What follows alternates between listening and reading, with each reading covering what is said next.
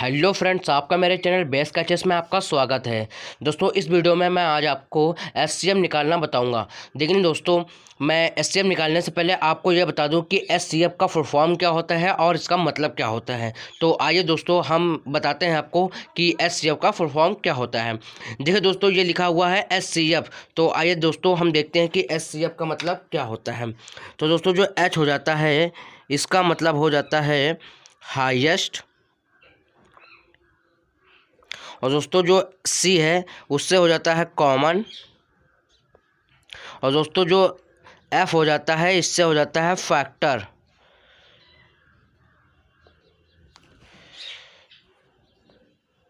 और दोस्तों, इसका जो मतलब हो जाता है हाईएस्ट कॉमन फैक्टर का, वह हो जाता है महत्तम समाप वर्तक। तो दोस्तों, ये इसका मतलब होता है और इसका फुल फॉर्म होता है एस से हाईएस्ट, सी से कॉमन, एफ से फैक्टर और हो जाता है महत्तम समापवर्तक। तो आइए दोस्तों, अब हम देखते हैं कि एचसीएफ कैसे निकालते हैं। देखो दोस्तों, एचसीएफ निकालने की दो विधियाँ होती हैं। एक होती है गुणनखंड विधि और दोस्तों जो एक होती है वह होती है भाग विधि।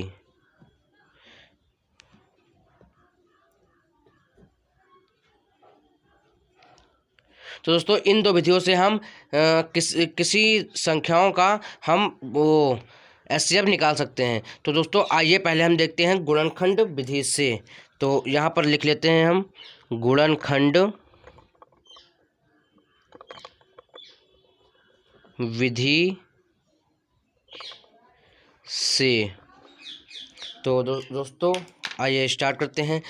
तो देखिए दोस्तों, हमें गुणनखंड विधि में जिन दो संख्याओं का यानी दो या तीन संख्याओं का निकालना होता है एलसीएम, तो उन दोनों का पहले अलग अलग एलसीएम निकाल लेते हैं। तो दोस्तों, पहले हम 36 का एलसीएम निकाल लेते हैं।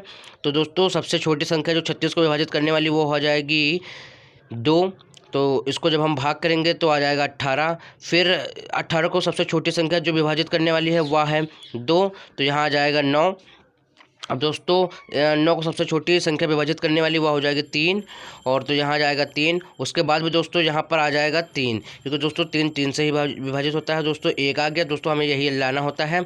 तो आइए दोस्तों, हम लिख लेते हैं कि 36 का जो गुणनखंड हुआ वह है 2 गुणे 2 गुणे 3 गुणे 3। तो यहाँ पर लिख लेते हैं 2 गुणे 2 गुणे 3 और गुणे 3। दोस्तों, अब आइए हम यहाँ निकाल लेते हैं 50 का। तो दोस्तों, जो 50 का सबसे छोटी संख्या विभाजित करने वाली है वह है दोस्तों 2। तो 2 से जब हम भाग करेंगे 50 को तो आ जाएगा 25। अब दोस्तों, 25 को सबसे छोटी संख्या विभाजित करनी हुआ हो जाएगी 5। तो दोस्तों, यहाँ आ जाएगा 5, और 5 को छोटी संख्या विभाजित करने वह है खुद 5 ही। तो दोस्तों, यहाँ आ गया 1। दोस्तों, हमें यही लाना होता है। तो है दोस्तों, हम देख लेते हैं कि 50 का जो गुणनखंड क्या बना।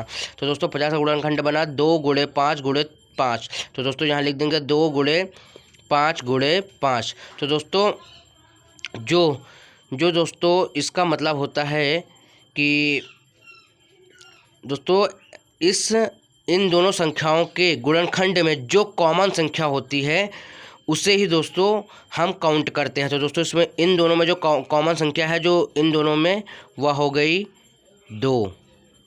और दोस्तों, और कोई कॉमन संख्या नहीं मिल रही है जो इसमें भी हो या इसमें भी हो। देखिए दोस्तों, यहाँ 5 मिल रहा है तो इसमें 5 नहीं है, इसमें 2 है तो यहाँ पर 2 नहीं है अब, और यहाँ 3 है तो यहाँ 3 नहीं, यहाँ 3 है तो यहाँ 3 नहीं है।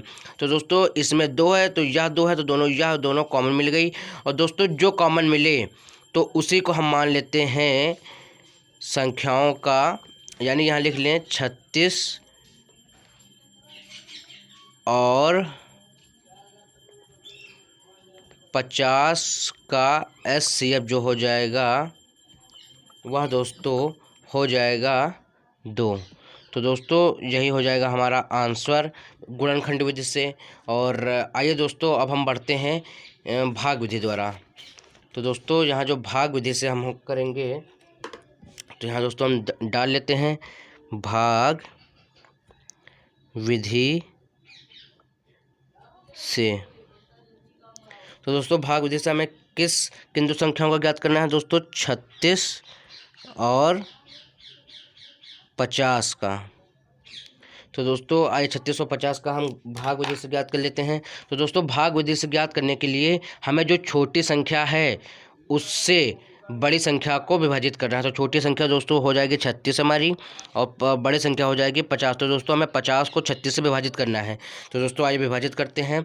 तो जब हम 50 को जब 36 को विभाजित करेंगे तो सबसे पहले एक बार में जाएगा, तो यहाँ लिख देंगे 36। अब इसको दोस्तों जब हम घटाएंगे तो आप घटा सकते हैं, यहाँ आ जाएगा 14।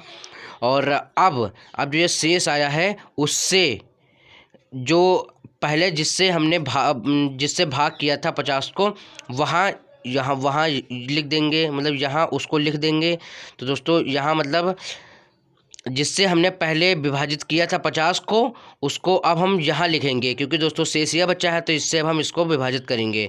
तो दोस्तों अब इसको विभाजित करेंगे तो यहाँ आ जाएगा 2, तो 2 आ जाएगा दोस्तों। तो जब 14 दूनी 28 करेंगे तो यहाँ 28 हो जाएगा। अब दोस्तों जब इसको घटाएंगे तो आ जाएगा 8। तो दोस्तों अब 8 जो आया है उससे अब हम 14 को विभाजित करेंगे, क्योंकि दोस्तों हमने जो 36 आई थी उसको हमने 14 से विभाजित किया था। दोस्तों जो यहाँ पहले जिससे हम विभाजित करेंगे उसी को बाद में शेष से हम भाग करेंगे।